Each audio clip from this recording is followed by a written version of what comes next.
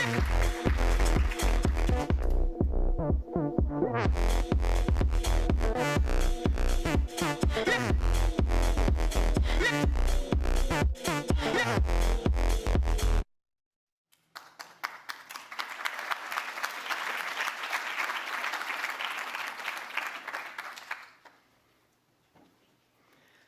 I supposed to start? I'm starting, right? Okay.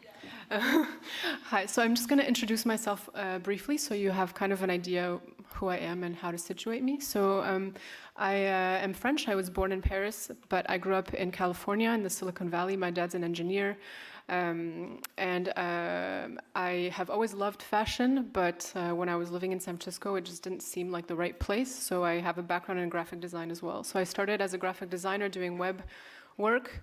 And then after a really intense trip in India, where I saw so many fabrics and materials and people making things, and then coming back to Paris, I studied fashion. And so now I'm kind of mixing this sort of interactive idea of web with fashion.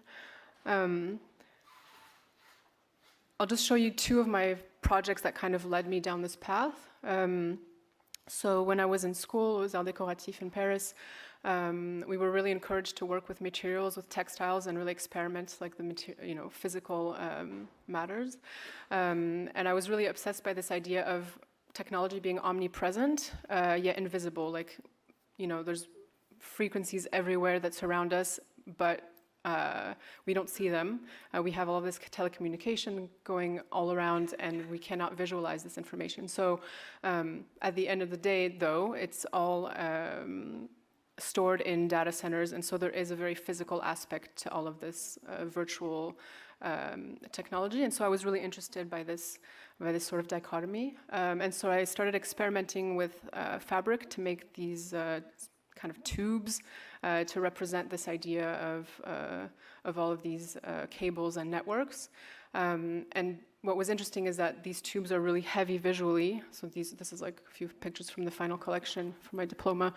So these tubes are really, visually very heavy, but if you pick up the dress, it like weighs nothing because it's basically just air. And so in this first collection, I started experimenting a little bit with fiber optics. And I was, doing everything myself, and they were like really rigid and not working very well. So I put that aside. But I still had this obsession with maybe integrating light or having an interactivity in the garments. Then the year following my diploma, I was selected for the Festival International de Mode et de Photographie hier. I don't know if anybody is familiar with this festival. Anybody? Oh. Basically it's a competition. I don't know how many people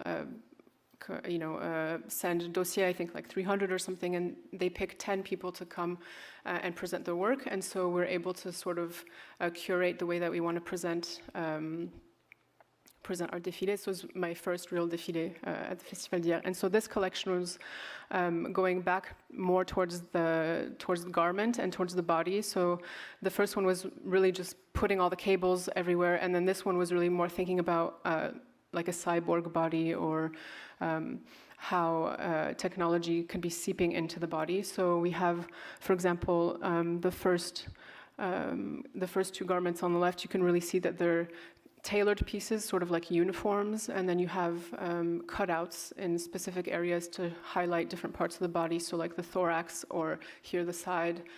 And a few of the pieces had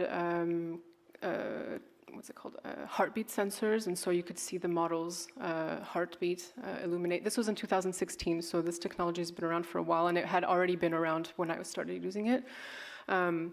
But so this was a project that really kind of, I'm going to say launched my career, not really, but really put me into the professional fashion world, where you meet the people from the Fédération de la Couture, and there was a lot of interest around fashion tech at the time in 2016. It was kind of like kind of how metaverse last year, fashion tech then, it was like everyone was obsessed with it. So I got to travel a lot and present my work.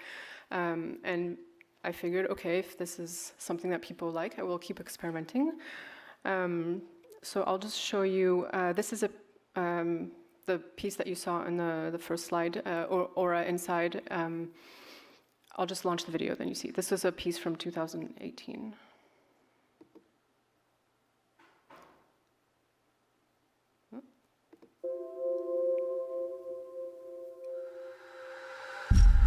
Aura Inside is above all else a mystical experience. 1,000 hours of hand embroidery, 8 interactive circuits totaling 212 LEDs, 100 meters of optical fiber, and 2 temperature sensors are what constitute this piece of interactive art. Function follows form as much as form follows function. The circuits reflect the graphic nature of the embroidery, while the embroidery is based on the technical needs of the circuits.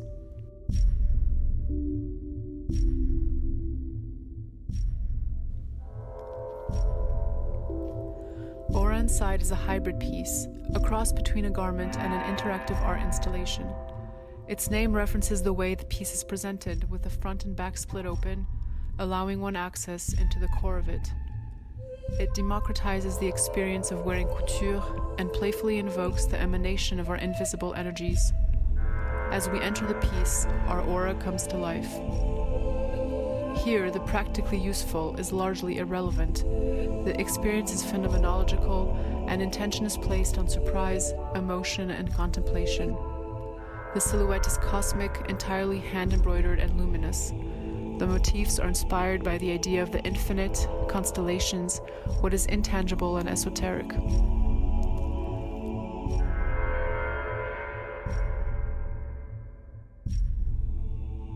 Aura Inside can also be worn. As a garment, it transforms into interstellar armor. It speaks to the symbiosis of natural and artificial we experience daily. The increasing omnipresence of technology, which is simultaneously fascinating and terrifying. To our virtual connectedness and physical solitude. To the fragmentation of our identities and characters into compartmentalized checkboxes, deciphered and reorganized by an almost godlike artificial intelligence. To our dependence on these mechanisms that lie outside the realm of our understanding. But the message is neither utopian nor dystopian, simply a reflection of the current state of our world.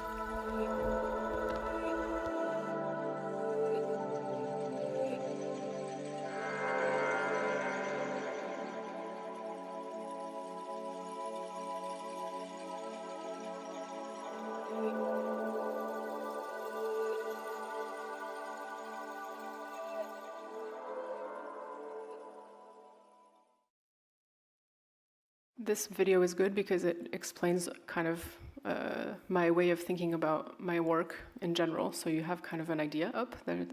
You have all the information. So this piece was created for actually a textiles show. Comment ça on dit? Basically like an exposition center where all of the les fabricants, like the people who make fabrics, come and show their textiles. And so they had in 2018 a sector called the Wearable Lab, where they were showcasing a lot of these new technologies in textiles and fibers and like Google Jacquard and all of these things. And they invited me to do to make a new piece, so this piece, and to do like an exhibition. So they had created a sort of inside the artist studio type exhibition where you could see the mix of artisanal handwork with the embroidery and all of the tools that kind of don't really go together. Like, you know, you have your LEDs and then you have your textiles and all of these things. So it was interesting. They did a really nice presentation. And so this piece actually was presented as an object, not as something that was worn, like I said in the video. And so the idea is that there's a temperature sensor inside sort of the middle of the piece. And so when people would walk into it, their aura would light up. Like you saw also in the video. But it was really fun because people love selfies. So, you know, it was like, yeah, it worked really well. And I have 2 projects that I'll show you, from 2 subsequent projects, this one from 2019 and then a collaboration with Google that I did in 2021. And I'll go more in depth in these so that you can see kind of the process behind the creation of each of these garments. So the first one, what I called ATOM, so audio trans optic matter, or the idea to, turn sound into light. And so how I work usually is I do collages on Photoshop or by hand, mostly on Photoshop. The collage takes, 5 minutes, and you have this thing that looks like, ooh, this is cool, I don't know how I'm gonna make this. And then you end up spending, 3 months full-time developing and creating these pieces with like 10 people. So the timing is quite funny. And I think this, in the beginning, was like a chandelier that I put. I like the idea that it looked kind of like an atom, like a molecule, and then, yeah, anyway. But I wanted to reference sound in some way. So then I started looking at sound waves and doing experimenting and collaging imagery of sound waves. And then this is kind of the motif that I ended up with. Also by accident, took probably 5 minutes.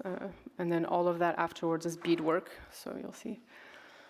So these are the first tests. So you have this image and you're like, okay, how am I gonna make this physically doable? So these were the first tests, which were really ugly. It was like wire and gross fabric, and the thing was not, it's like scotch taped together.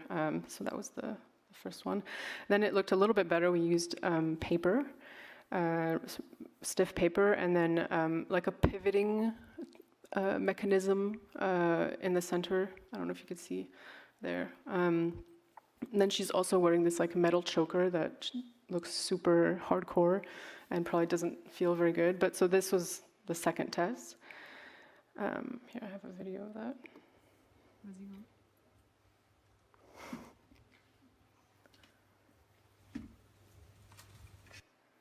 Yeah, great. And then this was sort of the final test with the mechanism functioning, with all the proportions correct, and then with the pattern of the dress, not with the dress, with the pattern. This is my sister, by the way. She is going to be a recurring theme in this presentation. So first, there's a pattern, this like imaginary, like this thing that you see, and then you have to make it into a concrete, I guess it's pattern again, but a concrete pattern where you know exactly what corresponds to what element. So because we're doing only beads, we had to figure out like which were going to be the transparent beads and which were going to be the black beads, and like retrace the whole pattern with that in mind. So we had like this, we made these papers with like lines and, how do you say, quadrillage, like a grid with the size of the beads, and then we filled it in according to the shape, and then we did the symmetry so we wouldn't, so it'd be symmetrical everywhere. So that took a while. And then, so these are the pattern pieces, and then you can see the beads starting to be threaded onto transparent thread. So the idea is to recreate all of these motifs with beads.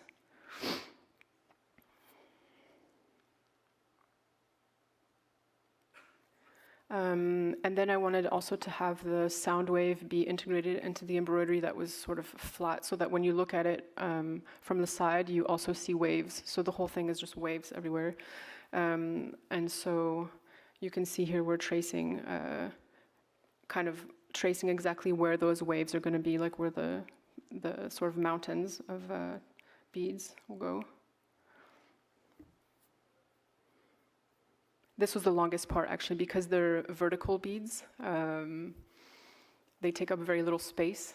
So to fill it in is just like, yeah, it's really, really time consuming. And then for the circuits, I decided to have the LEDs not be kind of frontal lights that go out like this, but something that's more reflected. And so you could see there's little mirrors that go under the LEDs. Now I would have probably done it the other way. I would have wanted something more frontal, but whatever. And then there's the whole circuit. So once you have the drawing of the embroidery, then you can start doing the circuit, because then you have the lengths of the cables and where you need the LEDs to go. Yeah, so this is the circuitry. And so then you see here the LEDs sort of go they're on the side, and then they're going to be reflected up from the mirror. And for the halo, the sort of atom things that she has around her, we decided to make them out of resin, epoxy resin. So we did a few tests of those as well. I don't have the pictures, but the first test, the thing was literally like, it was so soft, it was just like this. It didn't uphold its shape at all because there's very little surface area and it's a very big halo. And so then, oh, and also here you have the circuits for the halos on the left. So then had this idea, okay, what if we put like a plastic tubing inside, which is rigid and will really give like the solidity to the halos. So that was the first step. And then, so we made these sort of troughs, and then the plastic tubing goes into the trough, and then you put all the resin, and then the resin has like something more rigid inside, but that is still hollow, so air, and not very heavy, and more strong. And see on the left, my really ugly drawing on the bottom, you see that's how the sort of pivoting thing works in the front, or for the halos to move. And then you have the finished halos on the side with the LEDs that we decided to paint silver to see them less. They're facing downwards anyway, so. And then, so as I said before, the dress reacts to sound. So this is the halos reacting to sound.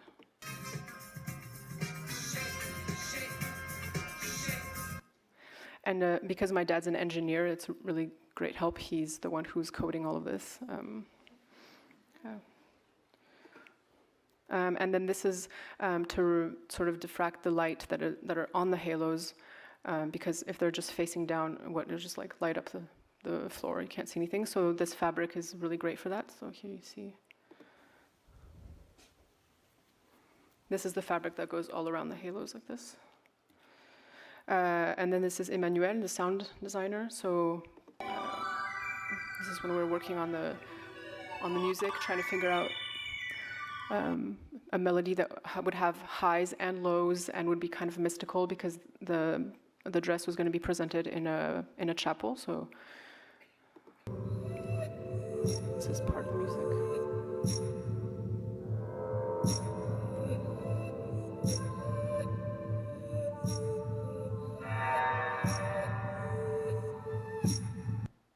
And so you see here the LEDs react like up and down with the music, so with the frequency of the sound, and then on the halos they kind of just like react to the volume. So there's two different ways of interpreting the data from the microphone. Here's more of the embroidery. Then all of the threaded beads were then crocheted onto the dress. This is earlier, this is before we put the circuits. And on the left you see the embroidery from the bottom, that's underneath how it looks like. It was very interesting.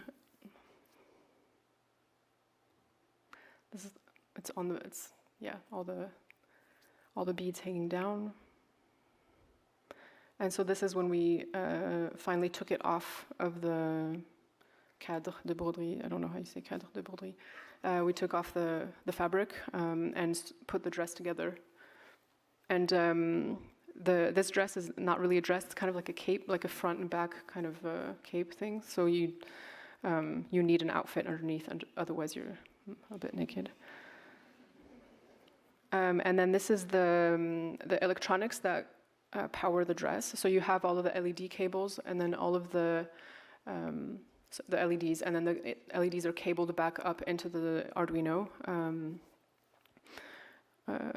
with the microphone, which is up, the little one on the top. And then this is sort of this choker that I made, which holds all of the electronics, but it actually holds the whole dress also. So like everything, the whole dress, the whole 5 kilos of beads, plus the halos, everything's like held at the neck. So this is, anyway, just keep that in mind.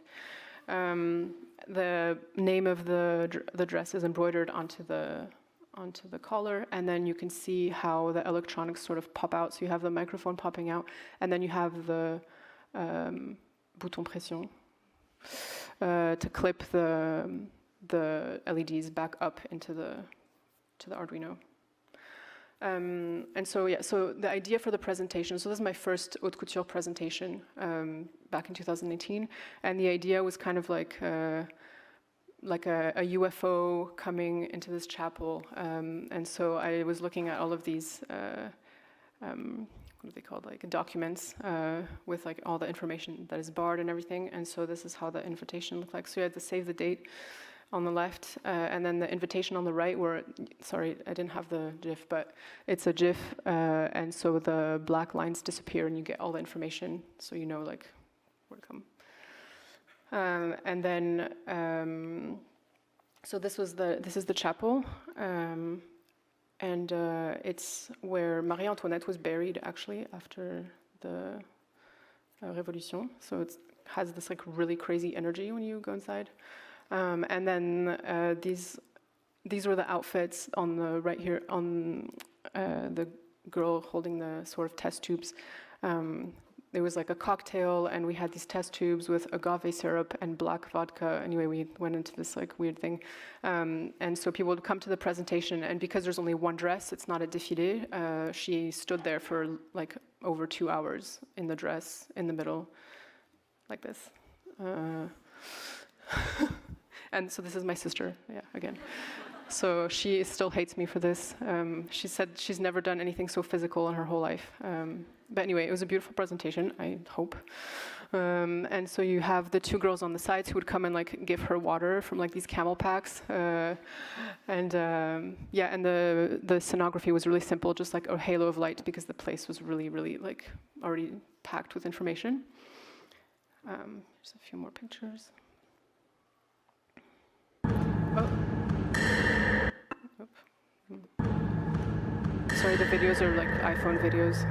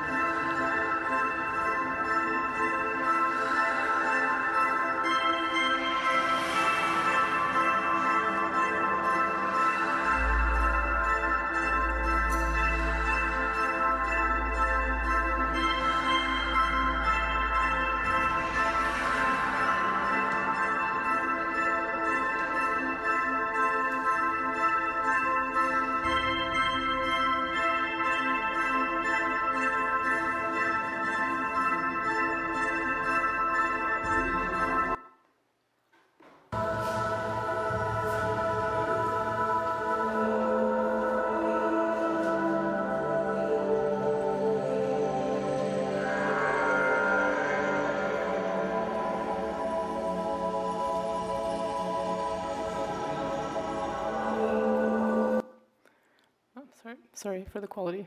Not very. Usually when I do a presentation, I like to have like a small sort of artistic video that is not necessarily documenting the performance, but just something that you keep for after.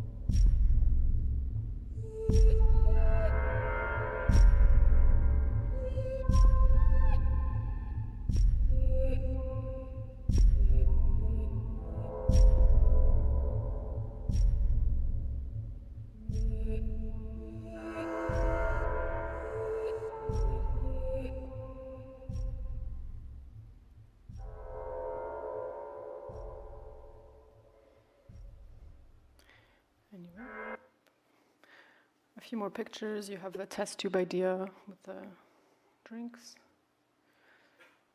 And I don't remember, this is the...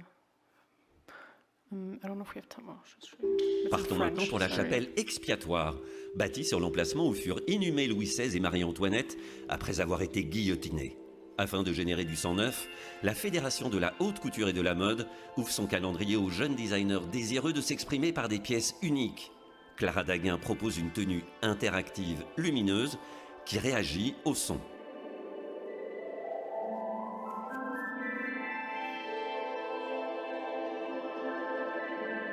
Elle est inspirée des ondes sonores, d'où le design. C'est presque 3000 heures, un peu plus de 3000 heures de broderie main, de perles, de franges de perles et de perles. Il y a 8 circuits, il y a 256 LED. Voilà, c'est un peu le côté scientifique du truc. Et ça, c'est ma sœur qui porte la pièce. Clara aime travailler en famille. Le code informatique qui régit l'ensemble a été programmé par son père. La haute couture, c'est la mode et l'art mélangés. Enfin, c'est une manière de s'exprimer complètement et de ne pas avoir la contrainte du prêt-à-porter. C'est plus de l'expression pure. Anyway, okay. So the next project is a collaboration we did with Google last year. And so I don't know if you know about their jacquard technology. They had done a project with Levi's with like an interactive jacket where you swipe and you can pick up your phone or whatever with a tag and everything. So we had been trying to work together for a while, and then I came to them and I was like, I have this idea for a project, like a palm reading in this place called Musée Grévin with Palais des Mirages, which is this giant kaleidoscope from the year 1900 from the Expo Universelle, which now is in the Musée Grévin, the Wax Museum in Paris. And so I had this idea because it's quite small, but there's a kind of a centerpiece, and then you have four corners. And so my idea was, okay, let's be inspired by this tarot card, which is the earth. And so it's a woman, and then she has the 4 elements around her. And so I proposed this idea where we use your jacquard technology, which can turn any material into a capacitive sensor. So it's not a tactile thing. Like you can, even when you bring your hand close enough, it senses that you're there. And so we have this digital palm reading, and then the 4 dresses around will represent earth, water, fire, and air, and will interact and be luminous. And they were like, okay, so we did that. And the woman in the center was supposed to represent the universe, like the world. So the inspiration for the dress on the left is like constellations. There's what's it called? Astrology, the astrology chart embroidered all around. And then you have the first one's water, then you have air, fire, and earth. And so also these collages took 5 minutes. And then, we were on this project for 4 months with not such a big team, but yeah. So here you have more of the sort of drawings and some tests of the glove. So the idea was that because it's a palm reading, the technology would be in the glove so that she could interact with people. Then this is my sister again. So these are sort of the first tests, like toiles, again, like I showed you before, that look kind of but it's paper, and so you get kind of an idea of how a rigid form could look like.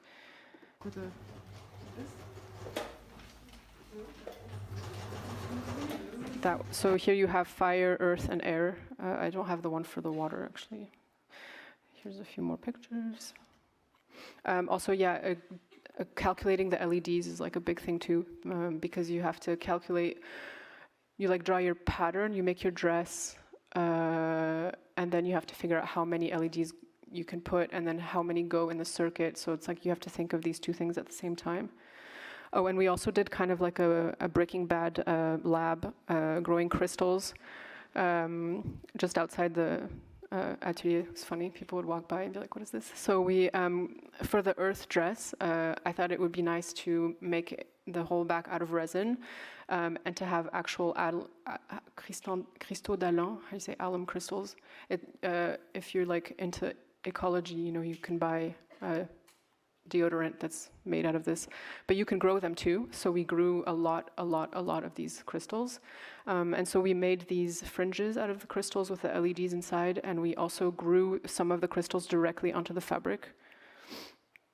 And then there was a whole, so the circle part around the earth dress is all beadwork. So first we have the beads, and then onto a fabric, and then we fill it in with a resin. So it creates kind of a barrier between the colors.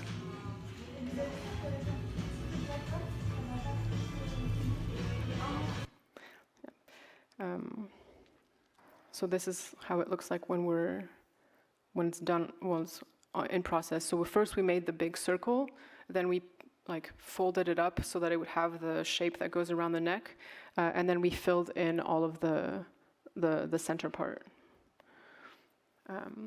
This is the air dress on the right. No, sorry, the water dress on the right. Also see the like really classical hand embroidery, but with the LEDs like in the center.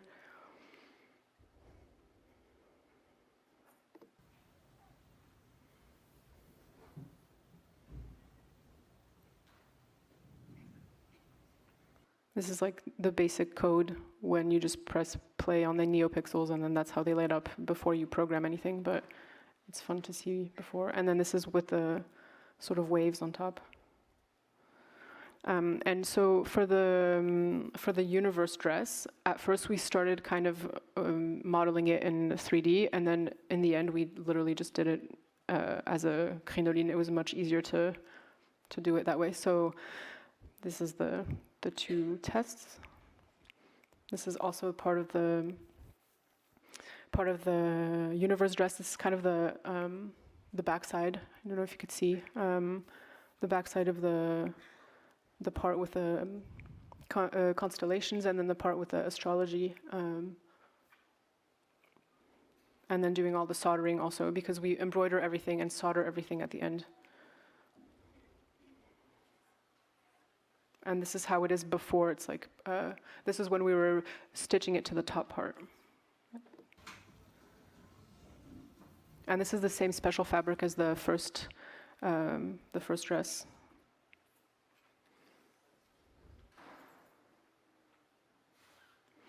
And here on the left you have the glove. So I don't have a picture of the embroidery, but it's like it's a logo, and then you have all of the electronics that go inside. And then this is the fitting with Axel Doué, who's she's like a very famous model back like in the 80s. So it's funny because she comes to the atelier and she expects certain things, and I don't know how to. I don't know, like I didn't give her socks for the shoes, and she was like appalled that I didn't give her socks. But anyway, she's very nice. And so these are the final pieces, the final 4 pieces. This is an extract from a clip that we did in the entryway to the Palais des Mirages, and you go upstairs to the kaleidoscope.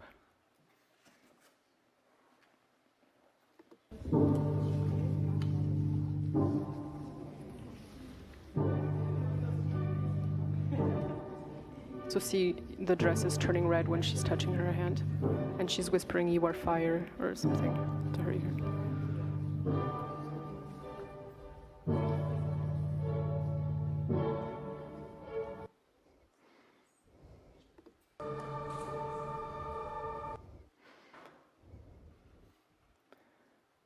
So that was the performance, and then here we have the video that we made.